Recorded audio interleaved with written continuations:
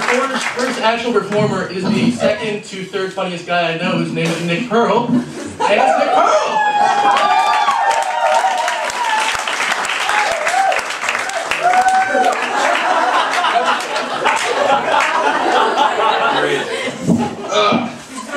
This over for a second. I'm not playing the piano in my set, unfortunately.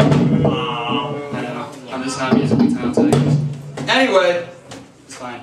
Anyway, thank you guys for coming. This is only my third time ever doing stand-up, and I don't know if any of you have ever seen me do stand-up before, but what I normally like to do is I have a list of funny words, and I unveil it, and then if there's ever a point in my set where there's maybe a joke that didn't go over as well as I thought it would, I point to one of the words, and you laugh at that instead. This is normally the point in my set. It's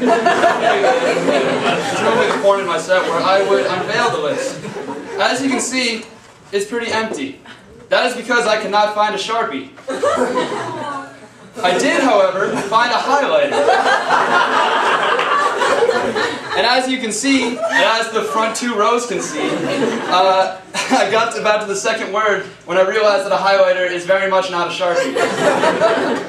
But this made me rather frustrated, as illustrated here and here through scratch marks from a pair of scissors that I decided to attack the poster board with. So it looks like I'm not going to be using this. Hopefully my set is just funny enough on its own. Hopefully. There we go. I was in the retreat the other day, and I saw an advertisement for a Halloween 5K fun run. That is 5 kilometers of running in a Halloween costume. Now, I know this has been said before, I'm sure it has, but I just want to reiterate the fact, there's nothing fun about running. There's nothing fun. All it is physical exertion designed to get you from point A to point B quickly. Okay, our ancestors did not go on fun runs. They went on, I'm going to die if I don't run. They went on, some ancient relative of a chicken is going to eat me if I don't run. It's quite a longer name, but it's more truthful. Anyway, I saw this advertisement and I thought to myself, wow, this is crazy, yay, okay. Anyway, I don't like this whole concept of putting the word fun in front of something that it rhymes with, magically making it fun. That's not how English works. Like, you're never going to come across a situation like, oh, hey man, what's that? Oh, this? It's my fun gun. Oh, well, that's really cool. Does it like shoot confetti or something? No, it shoots bullets. It's essentially just a Glock that I drew a little candy stripe on. Oh wow, that is a fun gun. What an appropriate name.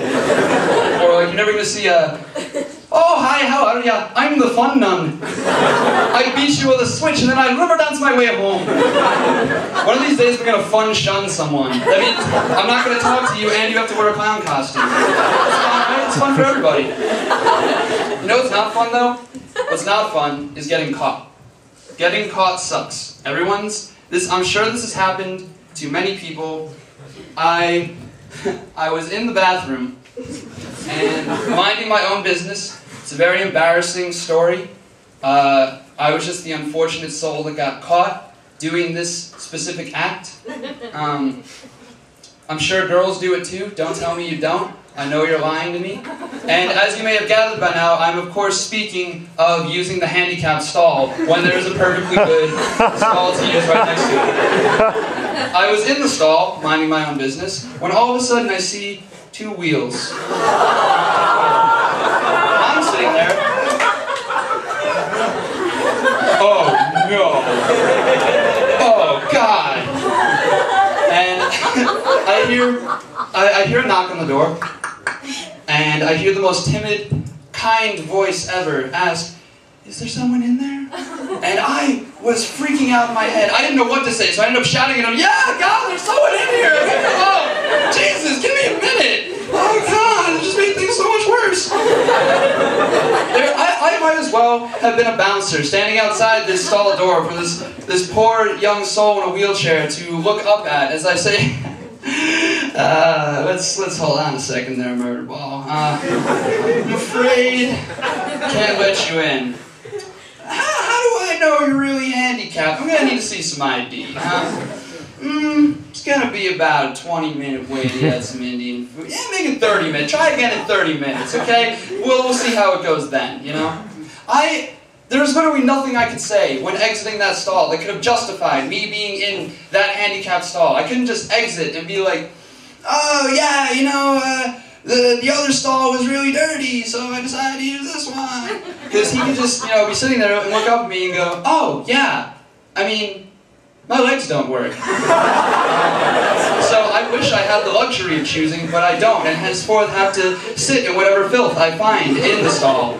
Oh God, I mean, I like using the handicap stall because there's extra, like, you know, the extra leg room. I like to, that's probably really bad to say to you, right? It's like, no, actually, I understand.